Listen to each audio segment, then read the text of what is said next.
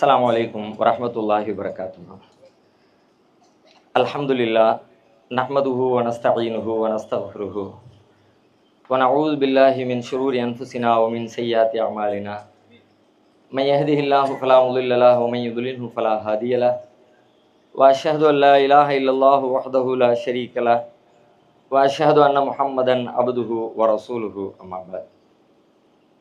கண்ணியத்திற்குரிய எல்லாம் வல்ல அல்லாஹுவின் நல்லடியார்களே, அல்லாஹுவின் அருள் பொங்கும் புனிதம் நிறைந்த ரமலானுடைய மாதத்தை 30 நாட்கள் நிறைவு செய்துவிட்டு அல்லாஹ் நமக்கு வழங்கி இருக்கிற மகிழ்ச்சி திருநாளாம் பெருநாள் பண்டிகையை நிறைவேற்றுவதற்காக அதனுடைய தொழுகையை முடித்துவிட்டு நாம் அனைவரும் கூடி அமர்ந்திருக்கிறோம். இந்த நாளின் பரக்கத்தை அல்லாஹ் ரப்புல் ஆலமீன் நம் அனைவருக்கும் முழுமையாக தந்தருள் புரிவானாக என்கிற பிரார்த்தனையோடு எனது உரையினை நான் ஆரம்பம் செய்கிறேன். அன்பிற்குரிய சகோதர சகோதரிகளே, ஒரு மாத காலம் நாம் நோன்பு இருந்திருக்கிறோம். இந்த நோன்பை பற்றி திருமறை குர்ஆனில் அல்லாஹ் சொல்லுகிற வசனங்களில் சூரா பக்ராவில் 183வது வசனத்திலிருந்து ஒரு 2-3 வசனங்கள் தொடர்ச்சியாக இந்த நோன்பு ஏன் கடமையாக்கப்பட்டது, அதனால் ஏற்படக்கூடிய விளைவுகள் என்ன, யார் யாருக்கெல்லாம் இதிலே சலுகை வழங்கப்பட்டிருக்கிறது, நோன்பினுடைய ஆரம்பகால சட்டங்கள் என்ன, பிறகு அதிலே மாற்றப்பட்ட சட்டங்கள் என்ன, நோன்புடைய காலத்தில் இஅ்திகாஃப் இருக்கிறவர்கள் பேண வேண்டிய ஒழுங்குகள் என்ன என்று ஏராளமான செய்திகளை அந்த தொடரில் அல்லாஹ் ரப்புல் ஆலமீன் விளக்கமாக நமக்கு கற்றுத்தருகிறார். அதிலே அல்லாஹ் ரப்புல் ஆலமீன் 3 முக்கியமான எதிர்பார்ப்புகளை முன்வைக்கிறார். இந்த சட்டங்களை சொல்லிக்கொண்டே வருகிற இறைவன் இந்த சட்டங்களின் பின்னணியில் இறுதியாக கடைசியாக இந்த சட்டங்களின் வழியாக இந்த நோன்பின் வழியாக அல்லாஹ் நம்மிடத்தில் எதிர்பார்க்கின்ற 3 முக்கியமான எதிர்பார்ப்புகளை அல்லாஹ் ரப்புல் ஆலமீன் அந்த வசனத்தில் தெளிவுபடுத்துகிறான். இப்போ நாம் அந்த 3 எதிர்பார்ப்புகளையும் சரியான முறையில் பூர்த்தி செய்திருக்கிறோமா என்பதை மீள் பரிசீலனைக்கு உட்படுத்தி கொள்ள வேண்டிய நாளாக இந்த நாள் அமைந்திருக்கிறது. இந்த நாள் வெறுமனே கொண்டாட்டத்திற்கு மட்டுமே உரிய நாள் அல்ல. கொண்டாட்டம் தான், நல்ல ஆடை அணிவது, நல்ல உண்பது, குடும்பத்தாரோடு மகிழ்ச்சியாக இருப்பது என்று எல்லா வகையான மார்க்கம் அனுமதித்த மகிழ்ச்சி கொண்டாட்டங்களை ஈடுபடுத்த வேண்டிய நாளாக இந்த நாள் இருந்தாலும், அதை தாண்டி நம்முடைய வழிபாட்டை இபாதத்தோடு கூடிய கொண்டாட்டமாக, இறைவனின் நெருக்கத்தை பெறுகிற ஒரு கொண்டாட்டமாக இந்த நாள் அமைந்திருக்க வேண்டும் என்று அல்லாஹ் நம்மிடத்தில் எதிர்பார்க்கிறான். எனவேதான் அல்லாஹ் அதிலே சொல்லுகிறான், ஒலி துக்குமீலுல் இத்தத்தை ஒலி து கப்பீருல்லாஹ அலாமா ஹதாக்கும் வல அல்லக்கும் தஷ்குரூன். இந்த மாதிரியான சட்டங்களை உங்களுக்கு வழங்கினதில் முதல் காரணம் என்னன்னா, நீங்க இந்த மாதத்தை முழுமையாக 1 மாத காலம் முழுமைப்படுத்த வேண்டும் என்று அல்லாஹ் உங்களிடத்தில் எதிர்பார்க்கிறான். கிட்டத்தட்ட இந்த சட்டத்தை நம்ம எல்லாருமே நிறைவேற்றி இருப்போம் என்று சொல்ல முடியும். பெரும்பாலும் நம்முடைய சமுதாயத்தில் சிறுவர்கள் முதற்கொண்டு பெரியவர்கள் வரைக்கும் இந்த நோன்பை முழுமையாக கடைபிடிக்க நாம் முயற்சி எடுக்கிறோம். பருவமடையாத குழந்தைகள் சிறுவர்கள் விஷயத்தில் கூட நம்முடைய குடும்பங்களில் அவங்களுக்கு இயன்ற வரைக்கும் இந்த நோன்பை வைப்பதற்கு எவ்வளவு தூரம் ஆர்வமூட்ட முடியுமோ அவ்வளவு தூரம் ஆர்வமூட்டுகிற வேலைகளை நாம் செய்து கொண்டு தான் இருக்கிறோம். முதல் கட்டளையாக அல்லாஹ் சொல்கிறான், வலி துக்குமிலுல் இத்தத்தை, இந்த நோன்பின் எண்ணிக்கையை நீங்கள் பரிபூரணப்படுத்த வேண்டும். 1. அடுத்து அல்லாஹ் சொல்கிறான், வலி து கப்பீருல்லாஹ அலாமா ஹதாக்கும், உங்களுக்கு நேர்வழி காட்டியதற்காக நீங்கள் அல்லாஹ்வை பெருமைப்படுத்த வேண்டும்.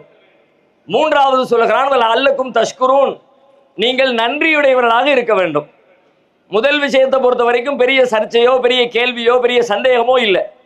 இயன்ற வரைக்கும் நாம் எல்லாருமே அந்த காரியத்தை முழுமைப்படுத்தத்தான் செய்கிறோம். யார் அல்லாஹ்வுடைய அருளிலிருந்து பெரும் துர்பாக்கியசாலியாக இருக்கிறார்களோ அவர்களை தவிர பெரும்பாலும் எல்லோருமே இந்த நோன்பை 29 நாள் அல்லாஹ் கொடுத்தால் 29ஐ வைப்பவர்கள் இருக்கிறார்கள். 30 நாட்களை அல்லாஹ் வழங்கினால் 30 நாட்களை முழுமைப்படுத்தக்கூடிய மக்கள் தான் நம்முடைய சமுதாயத்தில் அதிகம் இருக்கிறார்கள். முதல் கண்டிஷனில் பெரிய சிக்கல் எதுவும் நம்மிடத்திலே இல்லை. அடுத்து அல்லாஹ் சொல்லுகிற 2 முக்கியமான விதிகள், வலி து கப்பீருல்லாஹ அலாமா ஹதாக்கும், உங்களுக்கு நேர்வழி காட்டியதற்காக நீங்கள் அல்லாஹ்வை பெருமைப்படுத்த வேண்டும், நீங்கள் அல்லாஹ்விற்கு நன்றியுடையவர்களாக இருக்க வேண்டும், நன்றி செலுத்த வேண்டும். இப்ப இந்த 2 விஷயங்களும் இந்த நோன்பின் பலனாக நமக்கு கிடைக்க வேண்டும். குறிப்பாக நோன்பு பெருநாள் தினத்திலே நாம உறுதி எடுத்துக்கொள்ளக்கூடிய முக்கியமான 2 விஷயங்கள் இந்த 2 விஷயங்கள் தான். நான் அல்லாஹ்வை பெருமைப்படுத்தணும், அல்லாஹ்வை அல்லாஹ்வுக்கு நன்றி சொல்லணும். அல்லாஹ்வை பெருமைப்படுத்துதல் என்றால் என்ன? துகப்பீருல்லாஹ், தக்பீர் சொல்லுதல் என்றால் என்ன? அல்லாஹ் அக்பர் என்று சொல்வதுதான் தக்பீர் சொல்லுதல். இப்போ பெருநாள் அன்னைக்கு நம்ம எல்லாருமே அதை சிறப்பாகவே செய்கிறோம். பெருநாள் அன்றைய துவக்கத்திலிருந்து பெருநாள் அறிவிப்பில் இருந்து பெருநாள் தொழுகையை பாருங்க, மற்ற எல்லா தொழுகைகளை விட மாறுபட்ட தொழுகைன்னு சொல்ற எந்த வகையில் மாறுபட்டு இருக்கிறது? வெறுமனே அதிகப்படியான ஒரு 12 தக்பீர்களை தவிர வேற எந்த மாற்றமும் இல்லை. ருக்குவில், சஜிதாவில், அத்தஹியாத்தில், ஓதுற துவாக்கல்ல, ஓதக்கூடிய சூறாக்கள்ல, பிரார்த்தனைகள்ல ஏதாவது மாற்றம் இருக்குதா? எந்த மாற்றமுமே இல்லை. எல்லாமே ஒரே மாதிரி தான். மற்ற எல்லா நேரங்களிலும் எப்படி நாம தொழுவோமோ அது மாதிரி தான் இந்த தொழுகையை நாம் நிறைவேற்றுகிறோம். அதிகப்படியா இன்னைக்கு பெருநாள் அன்னைக்கு நாம செய்யக்கூடிய அதிகப்படியான வேலை என்ன? தக்பீர் சொல்வதுதான். அல்லாஹ்வுடைய கிருபையினால இந்த தக்பீரை பொறுத்த வரைக்கும் நம்முடைய வாழ்க்கையில நாம எல்லா கட்டங்களையும் தக்பீரை சொல்லிக்கொண்டு நினைவுபடுத்தி கொண்டு தான் இருக்கிறோம். அல்லாஹ் அக்பர், அல்லாஹ் அக்பர், அல்லாஹ் அக்பர் என்று நம்முடைய நாவு அடிக்கடி நினைவுபடுத்தி கொண்டு தான் இருக்கிறது. தொழுகைக்காக சொல்லப்படுகிற ஒவ்வொரு பாங்கிலும் பாருங்கள், அல்லாஹ் அக்பர் தான் நமக்கு நினைவுபடுத்தப்படுகிறது. அதுல கூட நீங்க மத்த விஷயங்கள் எல்லாம் 2 தடவை சொல்லப்படுகிறது. அஷ்ஹது அல்லா இலாஹ இல்லல்லாஹ் 2 தடவை தான். அஷ்ஹது அன்ன முஹம்மது ரசூலுல்லாஹ் 2 தடவை தான். ஹய்யா அலல் ஸலா, ஹய்யா அலல் ஃபலா 2 தடவை தான். ஆனா இந்த தக்பீர் சொல்கிற சொல்லை மட்டும் நபிகளார் நமக்கு எப்படி காட்டி தந்திருக்கிறாங்க? துவக்கத்துல 4 தடவை, கடைசியில 4 தடவை, ஏறத்தாழ 8 தடவைகள் அல்லாஹு அக்பர், அல்லாஹு அக்பர், அல்லாஹு அக்பர் என்று சொல்லித்தான் அல்லாஹ்வுடைய தொழுகைக்காக நாம் அழைப்பு விடுக்க முடியும். அப்படியானால் ஒவ்வொரு நாளும் ஒவ்வொரு நேரமும் அழைக்கப்படுகிற பாங்கு ஒளியிலே ஏறத்தாழ 8 தடவைகள் தக்பீர் சொல்லி 8 40 என்கிற விகிதத்தில் ஒவ்வொரு நாளும் இந்த தக்பீருடைய குரல் நம்முடைய காதுகளில் 8 தடவைகள் ஒலிக்கிறது, 40 தடவைகள் ஒலிக்கிறது. ஒலிப்பதோடு மட்டுமில்லை, யார் அந்த பாங்கு சத்தத்தை கேட்கிறாங்களோ அவங்க அதே போல திரும்ப சொல்லணும்னு சொன்னாங்க. அப்ப காதுல கேட்டது 40 தடவைன்னா நாம திரும்ப சொல்வது 40 தடவை, ஏறத்தாழ 80 தடவைகள் பாங்கு நேரத்திலே மட்டும் ஒரு நாளைக்கு அல்லாஹ் அக்பர் என்கிற தக்பீரை நாம் முழங்கத்தான் செய்கிறோம். அதோடு முடிந்ததா? தக்பீர் தொழுகைக்கு பாங்குக்கு பிறகு தொழுகைக்கு வருகிறோம். ஒவ்வொரு நேர தொழுகையிலும் பாருங்கள், ஒரு நிலையிலிருந்து அடுத்த நிலைக்கு செல்லுகிற பொழுதெல்லாம் தக்பீர் தான். சமியல்லாஹு லிமன் ஹமிதா, அஸ்ஸலாமு அலைக்கும் வரஹ்மத்துல்லாஹ் என்கிற 2 தவிர தக்பீர் கட்டுகிற பொழுது அல்லாஹ் அக்பர், ருக்கு செல்லுகிற பொழுது அல்லாஹ் அக்பர், சஜிதா செல்லுகிற பொழுது அல்லாஹ் அக்பர், முதல் இருப்பிலே இருக்கிற பொழுது அல்லாஹ் அக்பர், 2வது சுஜூதிற்கு அல்லாஹ் அக்பர், மீண்டும் எழுகிற பொழுது அல்லாஹ் அக்பர். ஒரு 4 ரக்காத்து தொழுதால் அதில் எத்தனை தடவை தக்பீர் சொல்லுகிறோம்? தக்பீர் என்பது நம்முடைய வாழ்விலே அப்படி 2 கலந்திருக்கிறது. இஸ்லாமிய பண்பாடுகளை, வழிபாடுகளை யாரெல்லாம் கவனத்திலே கொண்டு செயல்படுகிறாரோ அவர்களிடத்திலே இந்த தக்பீர் அவர்களுடைய வாழ்க்கையில் நிறைந்துதான் இருக்கிறது. ஆனால் வெறுமனே தக்பீர் என்பது இவ்வாறு வாய்மொழியாக சொல்கிற தக்பீரை தான் அல்லாஹ் சொல்லுகிறானா? இப்ப நம்முடைய முக்கியமான கேள்வி இதுதான். அல்லாஹ் தக்பீர் சொல்ல சொன்னானே, அல்லாஹ் அக்பர் சொல்லு என்பது மட்டும்தான் அதனுடைய பொருளா? அல்லாஹ் அக்பர் என்று சொல்வதும் அதனுடைய பொருள். அதைவிட பெரிய பொருள் இருக்கிறது. அல்லாஹ் அக்பரை வாழ்ந்து காட்டு என்பது அதனுடைய பொருள். அல்லாஹ் தான் பெரியவன் அப்படிங்கிறது வாழ்க்கையில வாழ்ந்து காட்டு. இப்ப இதுதான் இப்ப நம்ம முன்னாடி இருக்கிற கேள்வி. இப்போ 1 மாத காலம் நமக்கு கொடுக்கப்பட்டிருக்கிற பயிற்சி என்னன்னா, அல்லாஹ் தான் பெரியவன், அல்லாஹ் விட யாரும் பெரிய ஆள் இல்லை அப்படிங்கிற பாடத்தை இந்த 1 மாசத்துல நம்ம கத்துருக்கணும். பெருநாள் அன்னைக்கு என்ன சொல்றான்? வலி துக்குமேல் இதா, நீ நம்பரை கவுண்டிங்க ஃபுல் பண்ணணும். அதை முடிச்ச உடனே என்ன செய்யணும்? அல்லாஹ்வை பெருமைப்படுத்தணும். அல்லாஹ்வை தக்பீர் பண்றது. அல்லாஹ்வை தக்பீர் பண்றதுனா நம்முடைய வாழ்க்கையில தக்பீர் பண்றதுனா என்ன? அல்லாஹ்வை விட பெரியது இந்த உலகத்தில் எதுவும் இல்லை. அல்லாஹ் அக்பர், அல்லாஹ்வே பெரியவன். இது உண்மையிலே நெசமா? அதுபோல அடுத்து சொல்கிற நீங்கள் அல்லாஹ்வுக்கு நன்றியுடையவராக இருக்கணும். இந்த 2ஐயும் சொல்லுங்க. உங்க நெஞ்சில கை வச்சு ஒரு சில நிமிடங்கள், ஒரு சில வினாடிகள் நீங்கள் கொஞ்சம் சிந்திச்சு சொல்லுங்க. நிஜமா நம்முடைய வாழ்க்கையில நாம எல்லா கட்டங்களையும் அல்லாஹ் அக்பர் என்பதைத்தான் வாழ்க்கையில் நடைமுறைப்படுத்துகிறோமா, அல்லது அல்லாஹ்வை விட பெரிய அக்பர்கள் இந்த உலகத்தில் இருக்கிறார்கள் என்று நாம் நம்புகிறோம்? இந்த கேள்விக்கு விடை தெரியாட்டி, இதுக்கு சரியான விடையை கண்டுபிடிக்கலாட்டி, இதுக்கு நேர்மையான வழியில பயணிக்கலாட்டி 1 மாத காலம் நோன்பு இருந்தவர் அவர் நோன்பு இருந்ததனால் என்ன பயனை பெற்றுக் கொள்ள முடியும்? ஆனா உண்மையில யோசிங்க, நெசமா நம்முடைய வாழ்க்கையில அல்லாஹ் தான் அக்பராக இருக்கிறானா? எத்தனை விஷயங்கள் அக்பராக இருக்கிறது? செல்வம் என்பது நம்முடைய வாழ்வில் எவ்வளவு பெரிய அக்பராக இருக்கிறது? அல்லாஹ்வா செல்வமா என்று கேள்வி வருகிற பொழுது மிகச் சாதாரணமாக அல்லாஹ்வை தூக்கி உதாசீனப்படுத்திட்டு செல்வத்தை முன்னிலைப்படுத்தக்கூடிய மக்கள் எத்தனை பேர் இருக்கிறோம்? எத்தனை ஒவ்வொரு விஷயத்திலையும் ஒரு வியாபாரம்னா பிசினஸ்னா கொஞ்சம் முன்பின்னதான் இருக்கும், கொஞ்சம் பொய் பேச வேண்டியதா இருக்கும், கொஞ்சம் அப்படி இப்படி சொல்ல வேண்டியதா இருக்கும். அப்படி எல்லாம் சொல்லாம பிசினஸ் பண்ண முடியுமா? உண்மையில் இப்படி ஒரு முஸ்லிமுடைய வாயிலிருந்து வந்துச்சுன்னா அல்லாஹ் அவருக்கு அக்பர் இல்ல, அவருடைய வியாபாரம் தான் அவருக்கு அக்பர். இப்படி நம்ம வாழ்க்கையில எத்தனை அக்பர் வச்சிருக்கோம்? நம்முடைய பெற்றோர் நமக்கு அக்பர். பெற்றோர் முக்கியமானவர்கள் தான், பெரியவர்கள் தான், மதிக்கப்பட வேண்டியவர்கள் தான். ஆனால் அல்லாஹ் ஒரு கட்டளை இடுகிறான், அதை மீறினால் தான் என் பெற்றோரின் திருப்தியை பெற முடியும் என்று சொன்னால் பெற்றவங்க கோவிச்சுக்குவாங்களே, பெற்றவங்க மனம் வருத்தப்படுவாங்களே என்பதற்காக வேண்டி அல்லாஹ்வுடைய சட்டத்தை ஓரம் கட்டிட்டு பெற்றவங்களுடைய மனம் புண்படக்கூடாது என்று நடக்கிற பிள்ளைகளை நிறைய பேரை பார்க்கிறோம். உண்மையிலே அப்படியானால் அல்லாஹ்வை விட என்னுடைய பெற்றோர் தான் எனக்கு அக்பராக இருக்கிறார்கள். இது உங்களை நோக்கி குறை சொல்வதற்கு ஒவ்வொருவரும் தன்னை தானே கேள்வி எழுப்பிக் கொள்ளும். நான் ஒவ்வொரு விஷயத்திலும் எப்படி இருக்கிறேன்? அல்லாஹ் தான் பெருசு, அல்லாஹ்வுக்கு கீழ்ப்படுகிறானா? அல்லது செல்வம் பெருசு, மதிப்பு பெருசு, மரியாதை பெருசு, கௌரவம் பெருசு, இந்த உலகத்தில் இருக்கிற பல்வேறு விஷயங்கள் பெரிய விஷயங்கள் இருக்குன்னு நான் நம்புறேனா? உண்மையில அப்படி நம்பி இருந்தா நம்முடைய நோன்பிலே எந்த பயனையும் நாம் அடையலன்னு தான் அர்த்தம். என்ன காரணம்? அடுத்த முக்கியமான கேள்வி, எதனால நம்முடைய வாழ்க்கையில அல்லாஹ் அக்பர் என்று நாவு சொல்லுகிறது, ஆனால் நம்முடைய வாழ்க்கையில செல்வம் அக்பர் என்று, பெற்றோர் அக்பர் என்று, பிள்ளைகள் அக்பர் என்று, உறவுகள் அக்பர் என்று, பதவிகள் அக்பர் என்று ஏராளமான அக்பர்களை வாழ்க்கையில் வைத்திருக்கிறோம். ஆனால் நாவிலே அல்லாஹ் அக்பர் அல்லாஹ் அக்பர் என்று அல்லாஹ்வை அக்பர் என்று துதிக்கிறோமே, எதனால் இந்த இடைவெளி? ஏன், எதனால நம்மளால எல்லா கட்டத்திலையும் அல்லாஹ்வை முன்னிறுத்த முடியல? வேற ஒண்ணுமே இல்ல, அல்லாஹ் வெறுமனே சொல்லல.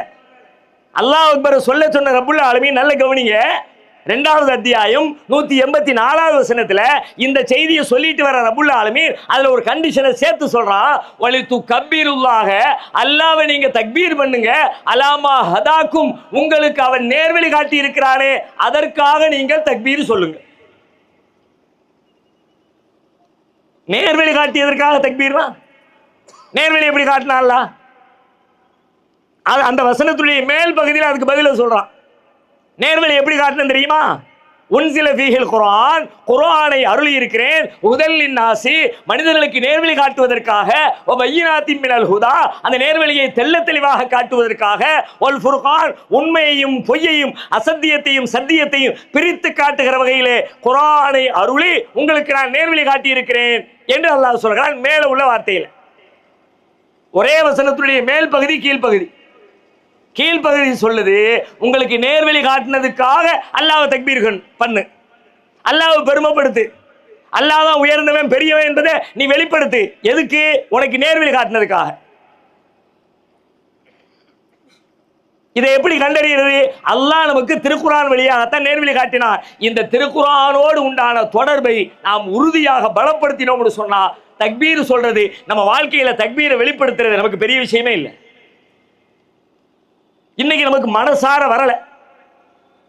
இந்த திடல்ல வந்து உட்கார்ந்து பல பேர் தக்பீர் சொல்லி இருப்போம். ஆனா நெசமா ஒவ்வொரு விஷயத்தையும் உணர்ந்து அல்லாஹ் எப்படிப்பட்ட ஹிதாயத்தை எனக்கு கொடுத்திருக்கான் அப்படின்றத ஃபீல் பண்ணி நாம தக்பீர் சொன்னோமா? உனக்கு கொடுத்த நேர்வழிக்காக வேண்டி தக்பீர் சொல்லணும்.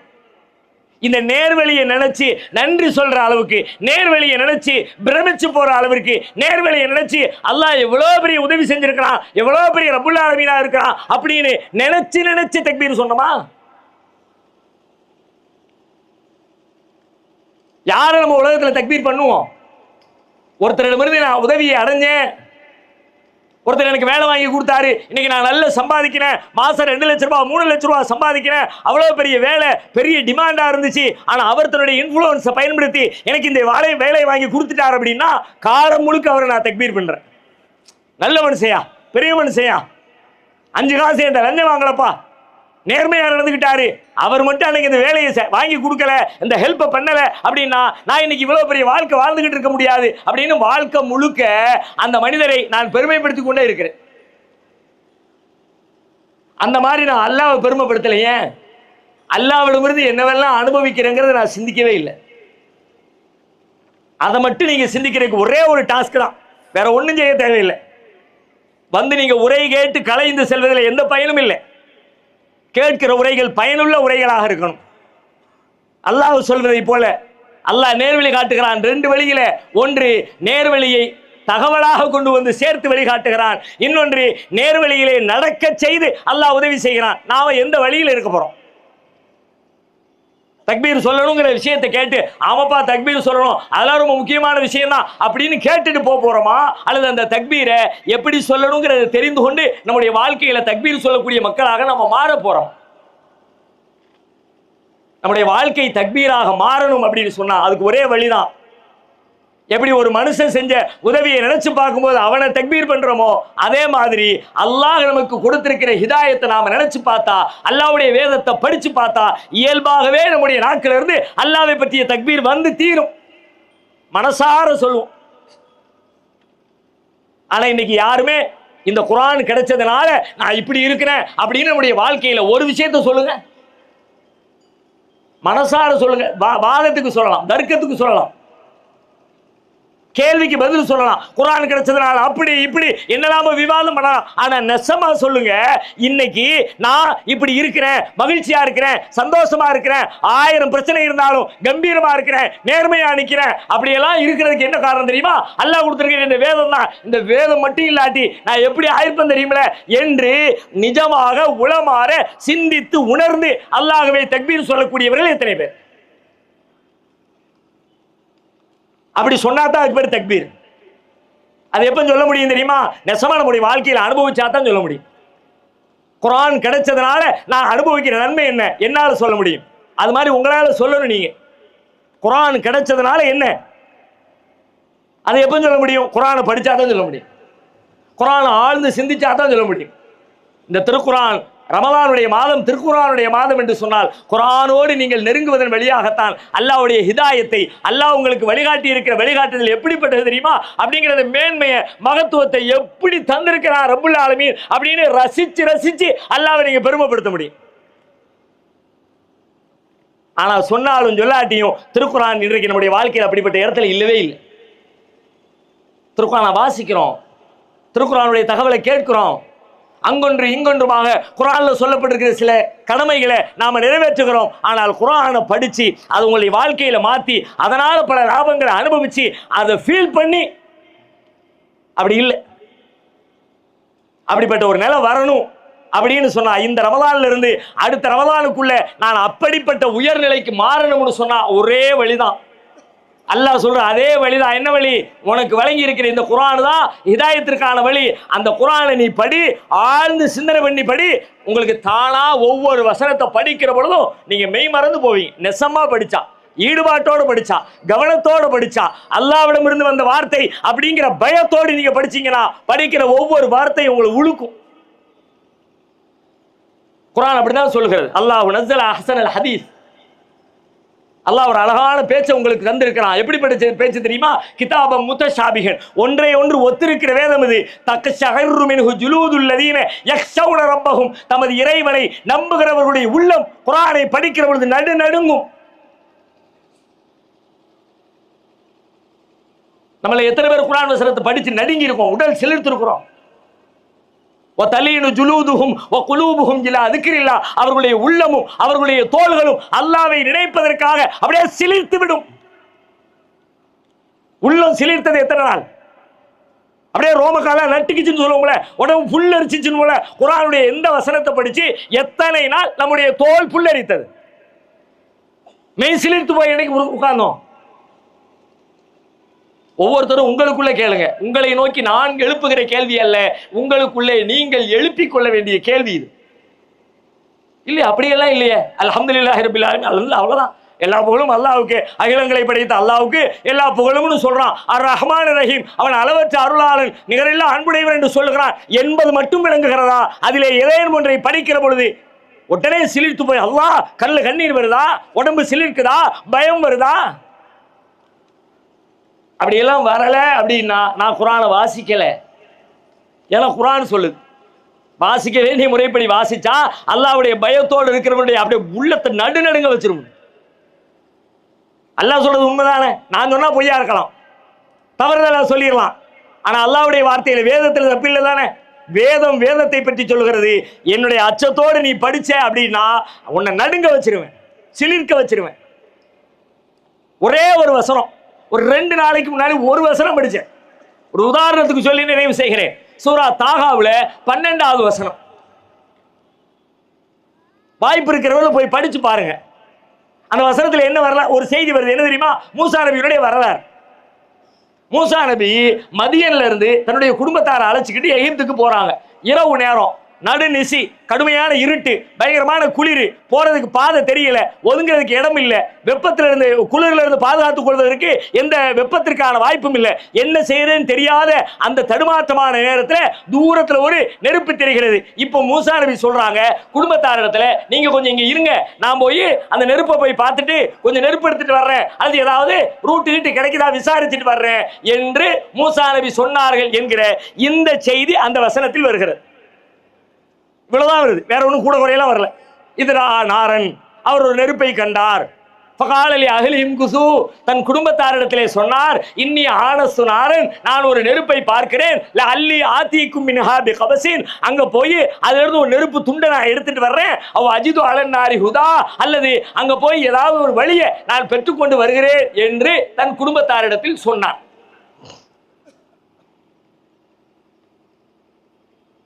இந்த வசனத்திலிருந்து நாம தெரிந்து கொண்ட செய்திகள் என்ன? இப்படி மேலோட்டமா இப்படி நீங்க கடந்து போனீங்கன்னா ஒரு வரலாறு, நெருக்கடியான நேரத்தில் இருந்திருக்கிறாங்க, தூரத்தில் நெருப்பு, அதுல என்ன சொல்லியிருக்கோ அதான் திரும்ப சொல்லுவோம். இதுல இருந்து என்ன புரிஞ்சுக்கிட்டீங்கன்னு கேட்டா, அதுல என்ன அல்லாஹ் சொன்னா அதையே திரும்ப சொல்லுவோம். ஒரு 2 நாட்களுக்கு முன்னால் ஒரு சின்ன கலந்துரையாடலுக்காக இந்த வசனத்தை எடுத்து திறந்து வைத்து சில மணி நேரங்கள் சிந்திக்க ஆரம்பித்தேன். ஏறத்தாழ என்னுடைய சிந்தனைக்கு அல்லாஹ் கொடுத்த வெளிச்சம் ஏறத்தாழ 10க்கும் மேற்பட்ட வாழ்வியல் விளக்கங்களை, இப்ப நம்ம வாழ்க்கையில் பட்டு இருக்கிற பல துன்பங்களுக்கு, பல பிரச்சனைகளுக்கு இந்த வசனத்தில் தீர்வு சொல்லலாம். இப்படி நீங்க படிச்சுட்டு ஒரு வரியை படிச்சு அப்படி போனீங்கன்னா அவ்வளவுதான், அதுல ஒண்ணு கிடைக்காது, வரலாறு கிடைக்கும். மூசா நபியின் வரலாறு கிடைக்கும். ஆனா வெறும் வரலாறு சொல்றதா அல்லாஹ்வுடைய நோக்கம்? நம்முடைய வாழ்வையை செப்பனிடுறதுதானே அல்லாஹ்வுடைய நோக்கம்?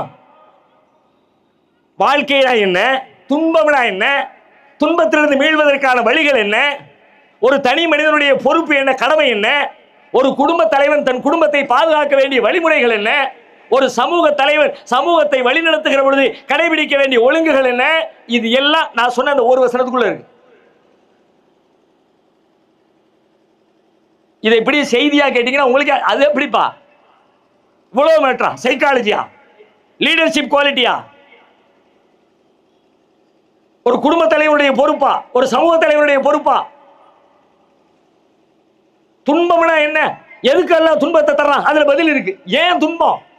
அதை படிச்சீங்கன்னா நீங்க இங்க இனிமே உங்க வாழ்க்கைய துன்பம், கஷ்டம், பிரச்சனை, ஐயோ இப்படி ஆயிட்ட, நான் அழுக கூப்பாட்டுக்கு வேறே கிடையாது. இந்த வசனத்தை நீங்க படிக்க வேண்டிய முறைப்படி படிங்க. சூரா தாகாவுல 12வது வசனம். அதுக்கு பிறகு உங்க வாழ்க்கையில நீங்க சொல்லுவீங்க, துன்பமா, கஷ்டமா, இழப்பா, கவலையா, இது எல்லாத்துக்கும் சேர்த்து வழிகாட்டுறான்.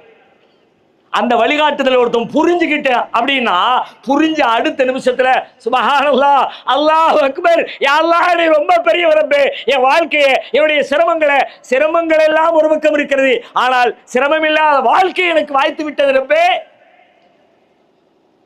மனசார உள்ள இருந்து சுக்ரு சொல்வீங்க, மனசார உள்ள இருந்து தக்பீர் சொல்வீங்க. இந்த நாளில் நீங்கள் எடுத்து செல்ல வேண்டிய ஒரே செய்தியாக உங்களுக்கு நான் மீண்டும் நினைவுபடுத்துகிறேன். வேற ஒன்னையும் தூக்கிட்டு போறீங்களோ இல்லையோ, குறைந்தபட்சம் குர்ஆனை தினசரி வாசித்து கிடப்பதில்லை, சிந்தித்து உணர்வது.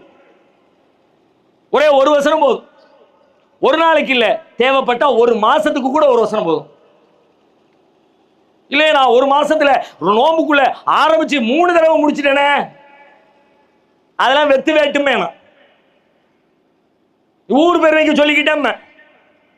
அந்த மாதிரி 3 தடவை முடிச்சு ஆளை கூப்பிட்டு வச்சு என்ன படிச்சுன்னு கேளுங்க, முடியாதுங்க. குர்ஆனை அப்படி எல்லாம் வார்த்தைகளை கடந்து ஓடிட முடியாது. அத்தனை ஆழம், அத்தனை டெப்த், ஒரு வசனத்துக்குள்ள இவ்வளவு செய்தி இருக்கிறதுன்னு சொல்றேனே, இந்த செய்தி எப்படி கண்டுபிடிப்பீங்க? உங்க வாழ்க்கைக்கு தேவையான செய்தி அந்த வசனத்துக்குள்ள இருக்கு, அதை நீங்க தான் கண்டுபிடிக்க முடியும், நான் கண்டுபிடிக்கவே முடியாது. ஒவ்வொரு மனிதனுக்குமான போதனை அதுக்குள்ள இருக்கு. அதை நீங்க தான் கண்டுபிடிக்க முடியும். என் வாழ்க்கைக்குரியதை நான் கண்டுபிடிப்பேன், உங்க வாழ்க்கைக்குள்ளதை நீங்க கண்டுபிடிக்கணும். இன்றிலிருந்து ஒரே ஒரு சங்கல்பத்தை, அல்லாஹ் சொல்ற மாதிரி நான் தக்பீர் சொல்றதுக்காக, அல்லாஹ் சொல்ற மாதிரி நான் சுக்ரு சொல்றதுக்காக அல்லாஹ்வுடைய வேதத்தை தினம்தோறும் நான் படிப்பேன் என்று உறுதி எடுங்கள். அல்லாஹ் ரப்பல் ஆலமீன் அந்த உறுதியை நிலைத்திருக்கிற நற்பாக்கியத்தை நம் அனைவருக்கும் தந்தருள் புரிவானாக. வாஹிரு தஅவானா அல்ஹம்துலில்லாஹி ரப்பில் ஆலமீன். அஸ்ஸலாமு